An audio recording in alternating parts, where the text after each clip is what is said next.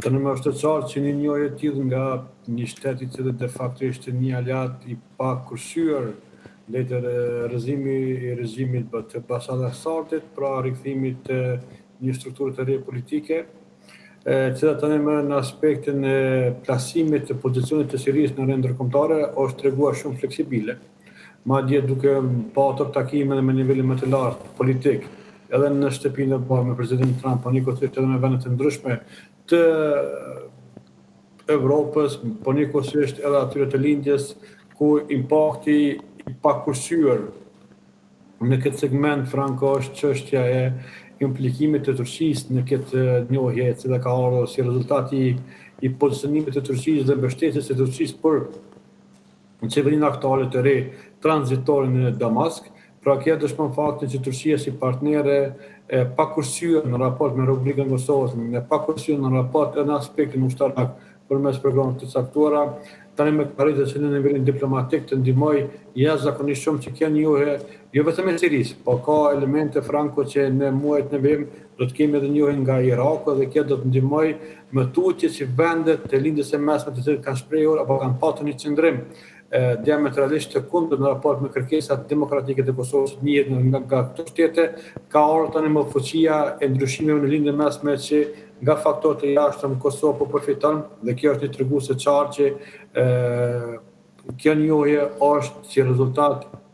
minimalisht të qeverisë së Kosovës, maksimalisht nga vetë qeveria e Ankaras. Po, e përmendej qeverinë Ankaras dhe në lidhje direkte nga Turqia, unë kam kënaqësinë të kem kolegun tim, Sokol Brahaj. Sokol, të falenderoj që gjete kohë për të na u bashkuar. Përshëndetje, është kënaqësi gjithmonë. Sokol, cilat kanë qenë reagimet zyrtare nëse ka patur të tilla nga Ankaraja zyrtare për sa i përket rolit specifik të saj në këtë njohje, sepse mua më tërhoqi vëmendjen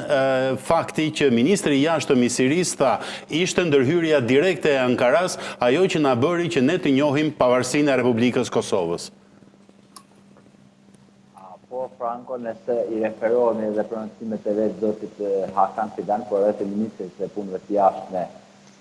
të Sirisë, jo vetëm në të mbledhjet e funit, domethënë këtë javën e funit para se të njihshin si shtetë të njihshin si shtetë Kosovën tonë, por edhe më para në agjendën e Ankaras, në takimet e para që ka ardhur ministri i jashtëm i Sirisë në Turqi, sepse e ka mbaruar shkollën në Turqi dhe është larguar nga koha e Esadit dhe ka qenë edhe një turqisht folës shumë i mirë, në fakt në kulisit e Ankarasë më ka marrë këtë dhëna që para veret që do të jetë në agjendën e Ankarasë do të jetë edhe njohja e Kosovës. Këtu e para është një gjë që nuk është shkuar nga Amerikës dhe e dyta është gati për një vit e sa Turqia është edhe e para e KFOR-s, sa generali turk aty është shumë kryesor dhe për këtë arsye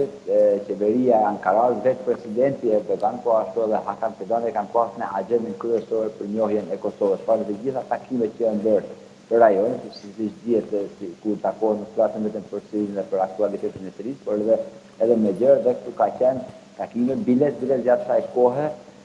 në Ankara që pas takime edhe me delegacion, domethënë takime jo zyrtare, por të takimet të qeverisë së Kosovës, nuk e di fiks mirë atë qeverisë Kurti apo të zonjës Osmani të presidentës, por e ke pas takime me delegacion dhe ministrin e jashtëm sirian, kështu që tashmë finalizimi i kësaj në vërtet që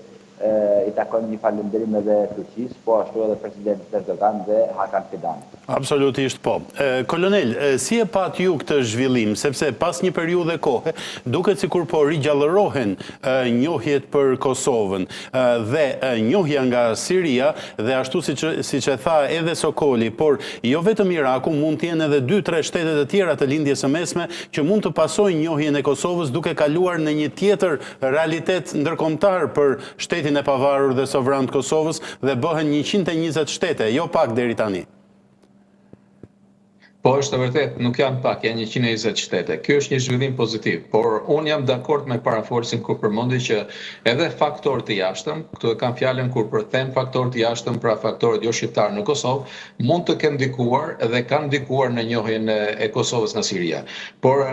ne duhet të japim edhe një kredit qeverisë aktuale që është në Prishtinë. Pasi edhe ajo ka një rol të rëndësishëm në këtë njohje, pasi tregon që është pjekur dhe është maturuar në arritjen e një rezultati të tillë siç është për shembull njohja e Kosovës nga Siria.